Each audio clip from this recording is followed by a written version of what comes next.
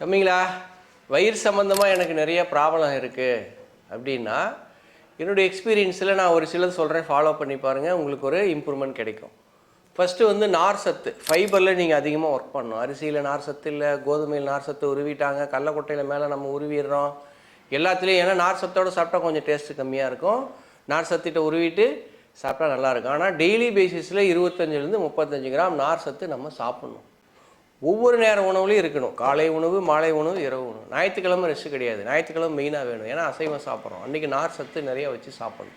நார் சத்து 2 இருக்குது. காய்கறியில் சிறுதானியங்கள், தானியங்கள் இருக்கிறது கரையாத நார் சத்து, கரையாத நார் சத்து கீரை வகைகள், இலை, தலை, செடி, கொடி.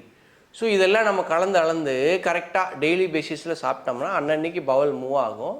அப்போது வந்து நமக்கு வயிறு சம்மந்தமான பிரச்சனைகள் வரத்துக்கு வாய்ப்புகள் கம்மி. அடுத்தது fatty food, oil food, spicy food, flavour food, cool drinks, hot drinks, soft drinks, இதெல்லாம் வந்துட்டு நம்ம வயிற்ற கெடுக்கும். ஸோ அதை வந்து அவாய்ட் பண்ணிக்கோங்க. அடுத்தது ப்ரோபயோட்டிக்ஸ், நல்ல ஒரு குட் பாக்டீரியா வயிற்றுக்குள்ளே நிறையா வேணும். அதுக்கு நம்ம என்ன பண்ணணும்? புளிச்ச மாவு, வீட்டில் லேடிஸ் கை விட்டு அப்படி அரைச்சாங்கன்னா மாவு, இட்லி தோசைக்கு அரைக்கிறாங்கல்ல, நல்ல மைக்ரோபயம்லாம் அங்கே போகும், குட் பாக்டீரியா உள்ளே போகும்.